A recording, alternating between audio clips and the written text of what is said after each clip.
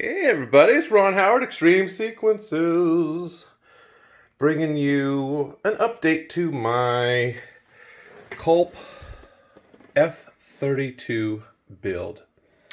This thing is quite a work of genius, I think. It's impressive.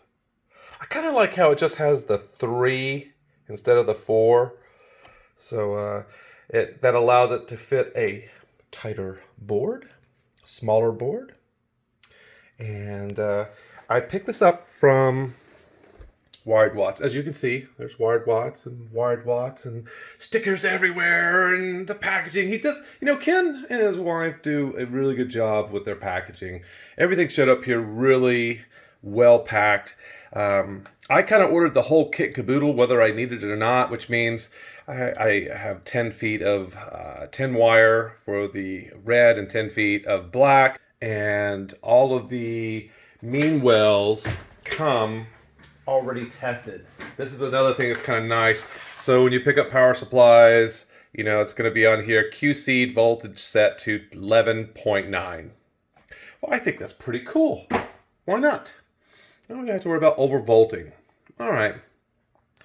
And all the accessories came, the glands. I probably have tons of these lying around, but I just wanted to order everything together and kind of see what I get. Even these guys here for the Cat 5 connectors, I'm probably only going to use one for the Ethernet of this. I don't know that I'll be using any of the DMX outputs.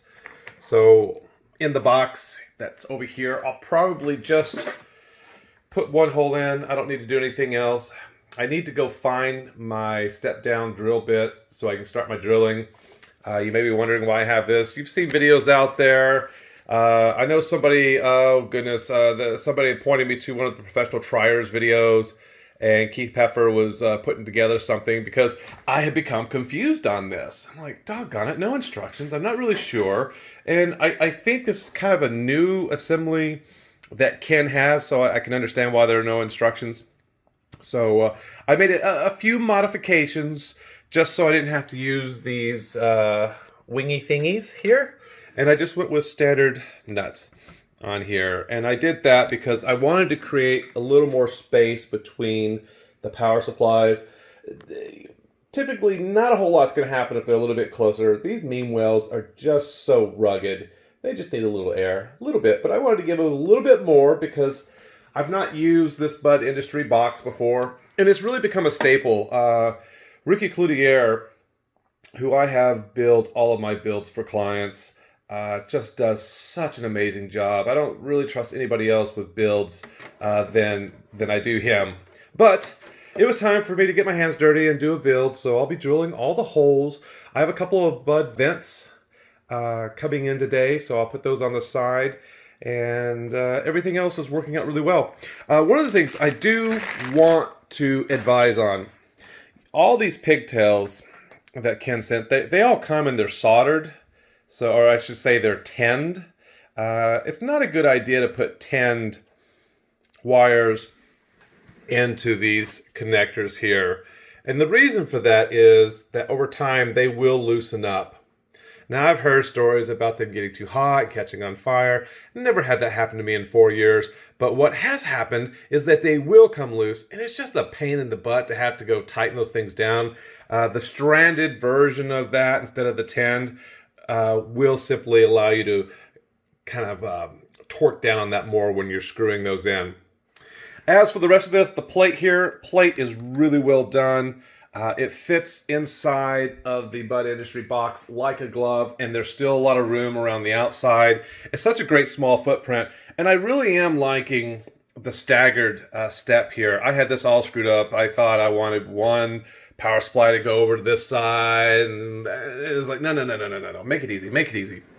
Just follow the lead.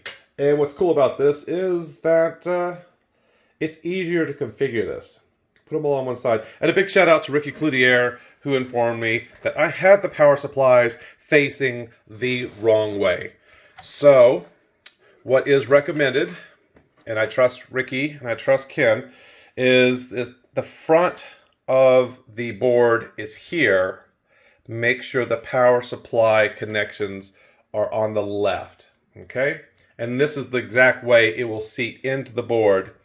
And then I will have glands on the left side and glands on the right side, and we'll be all good to go. Also, because I'm not using these and some of the standoffs were not making it the way I wanted to, yeah, I could always cut them down, but I had these things lying around somewhere, a bunch of these. These are like, these are little clips. They're not really washers, but they work just fine as washers, as little nylon washers. So I was able to use those. I didn't want to put metal onto the acrylic here. I just thought it would be better not to do that. Anyway, so next step is going to be to get the power cords, the holes drilled, and those will use these guys right here.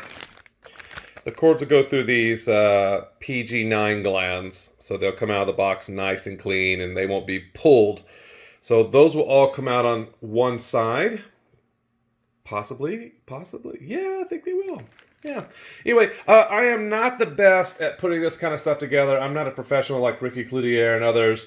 I sequence a lot. But it is fun to get my hands dirty a little bit and work on this. It's also a great break from sequencing and, you know, everyday sort of business. If you have any questions about this, let me know.